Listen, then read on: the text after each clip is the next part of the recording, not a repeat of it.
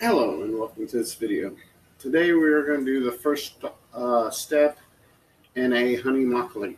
Um, little differences between this makgeolli and other makgeolli recipes that I've done is that I am going to be using a mead yeast. Um, this particular mead yeast is Mangrove Jack's mead yeast M05. I've used other wine yeast by Mangrove Jacks, and they turned out to be really good wine yeasts. I'm also going to be using 100 milligrams or 100 grams of Naruk and half pound. I've got a half pound of potato starch, which I'm going to make my juke with. And once I get my juke made, what I'm going to add to it is I have 18 ounces of honey, which will be added once before I let my juke cool down. Then mix the honey into the juke, then I'm going to put it in. And when I do tomorrow, when I do the Gota Bop, I'm going to be adding honey to the Gota Bop. This recipe is going to have a lot more water than a normal makgeolli recipe has. This is going to be more of a hybrid between a mead and a makgeolli. The reason why I'm trying this is simply because I have found that the rice in makgeolli takes flavor really well. It accepts flavor. Bananas, peaches, apricots, strawberries, what have you. It accepts them. You get a really good makgeolli. You get a flavored makgeolli, and you retain the characteristics of the makgeolli. So I'm figuring, why not honey? Let's do some honey. So let's get this underway. I'm going to take my half pound of starch, potato starch. I was going to use rice starch. Actually, this looks like a full pound of potato starch. Yeah, this is a full pound. So a full pound of potato starch.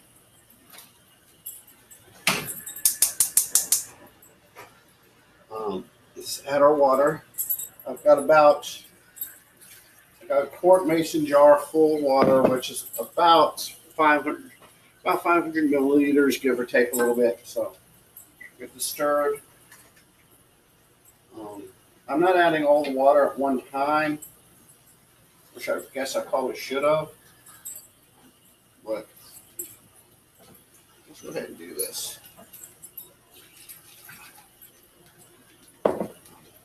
And basically, we're going to stir our starch until we get a gelatinous porridge. This takes a while because the starch has to absorb the water. So we'll just keep mixing it. Like I said, I was going to use rice starch, but the HEB was out of rice starch.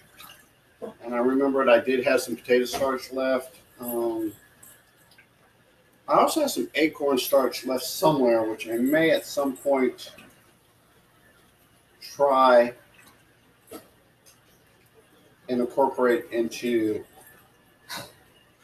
this recipe. This is just to see what the different starch bases are like. Yeah, this is starting to thicken up really well.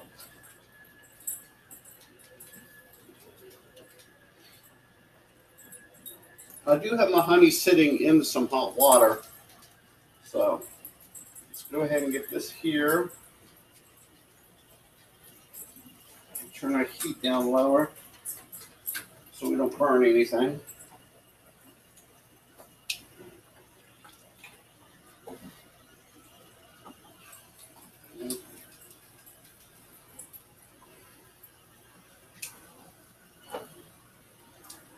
Okay. So take our honey.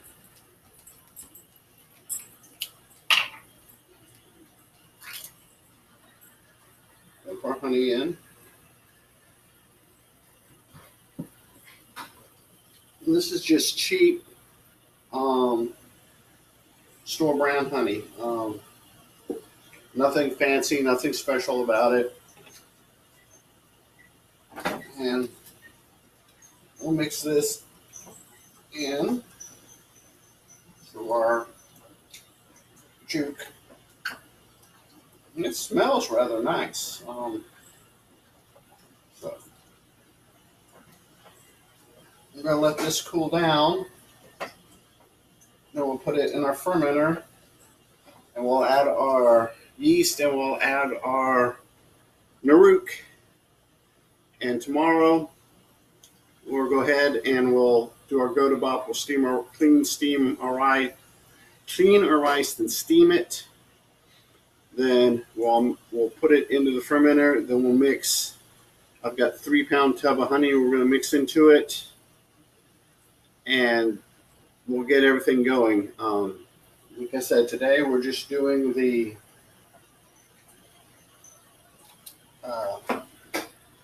juke, the rice porridge, or the potato starch porridge seems to be accepting the honey really, really well. So I'll go ahead and let this cool down. While this is cooling down, I'm going to go ahead and sanitize my fermenter, get my airlock ready, and get everything ready to go. Get it set up. And okay, we are back, and we have ready to go. We've got our cool down juke. It's cooled down to room temperature. You need it at least below hot. My mind just went blank on the temperature. So room temperature is about right.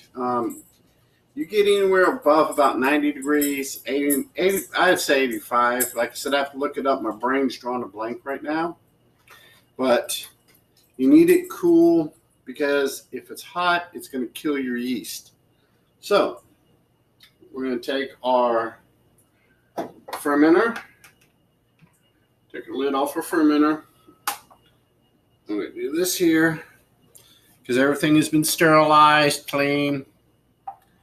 First thing we're going to do is we're going to take our sterilized stick, stir stick, and then hopefully get all this into the fermenter. Okay.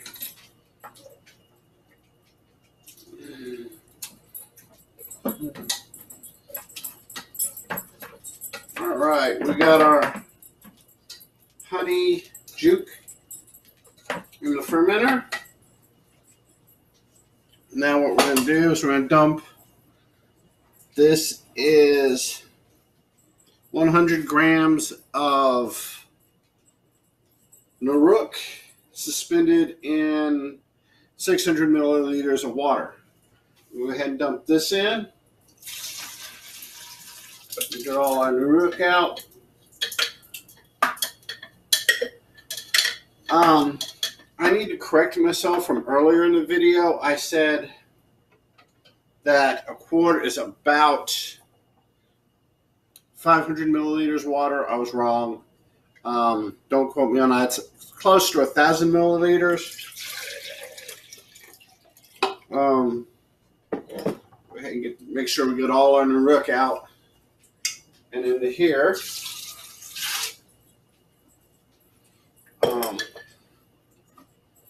Okay, spigot was open. Yay. Okay, give this a good stir.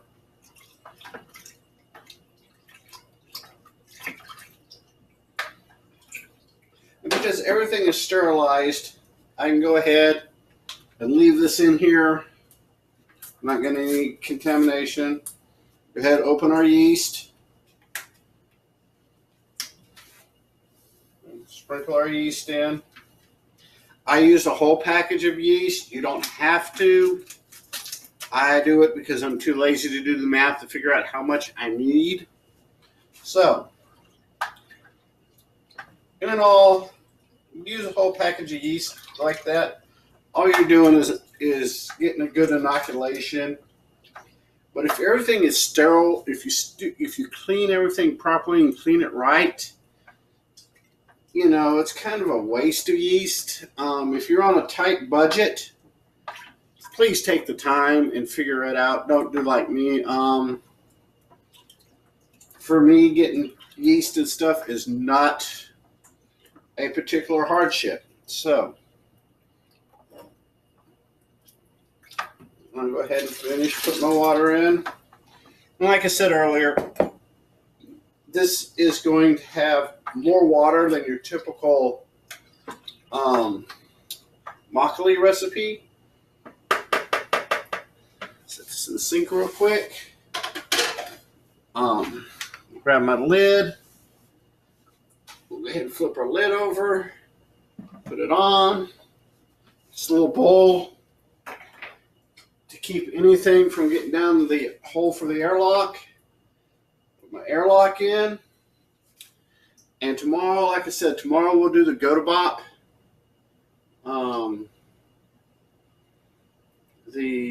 It's already percolating, so our yeast and our rook, looks like they're already getting after that honey.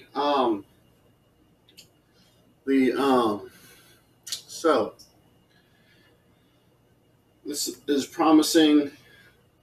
Tomorrow, like I said, tomorrow I will do the go-to-bop, get it put in. I'm gonna mix 3 pounds of honey into my go-to-bop. Actually, what I'm gonna probably do is go ahead and steam it. After I get steamed, let it cool down, put my rice into my fermenter, add my honey, then do a good mix, then do my twice-a-day mix throughout the process. I will probably